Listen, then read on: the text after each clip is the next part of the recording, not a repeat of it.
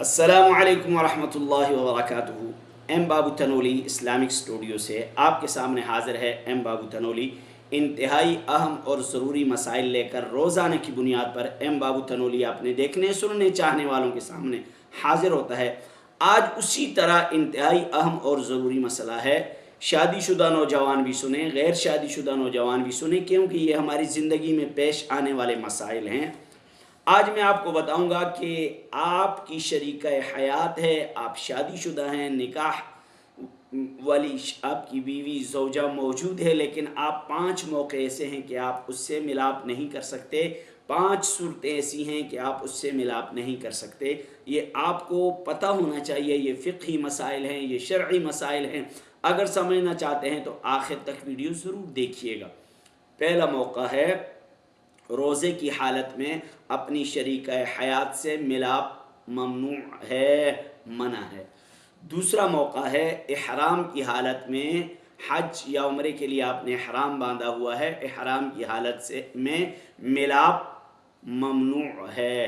تیسرا موقع ہے، اللہ آپ کو لے کر آئے حج کے لیے، جب آپ حج کرتے ہیں طواف زیارت سے پہلے، آپ نے احرام باندھا ہوا ہے لیکن ابھی تک آپ نے طواف زیارت نہیں کیا، طواف زیارت پہلا طواف جو ہوتا ہے وہ آپ نے نہیں کیا، اس سے پہلے آپ اپنی بیوی سے ملاپ نہیں کر سکتے۔ سمجھ آگئی؟ 3 صورتیں ہوگی۔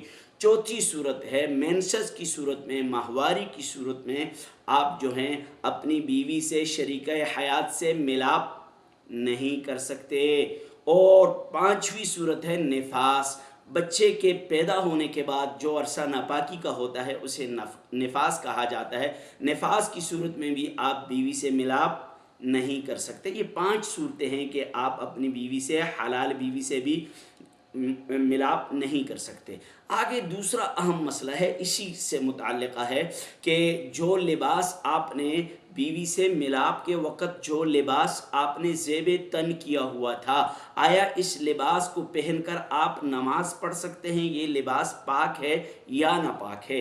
اگر آپ کے اس لباس پر کسی جگہ میں کوئی ناپاکی والی چیز، کوئی ناپاکی والی شے نہیں لگی تو آپ کا یہ لباس پاک ہے، آپ اس سے نماز پڑھ سکتے ہیں۔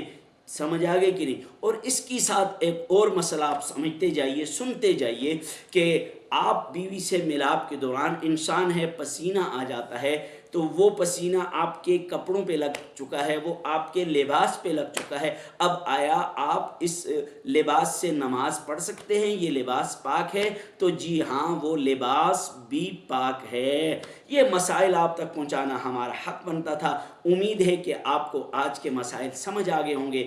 دین میں کوئی شرم نہیں ہے، دین کے مسائل دوسروں تک پہنچانا یہ ہمارا فرض ہے۔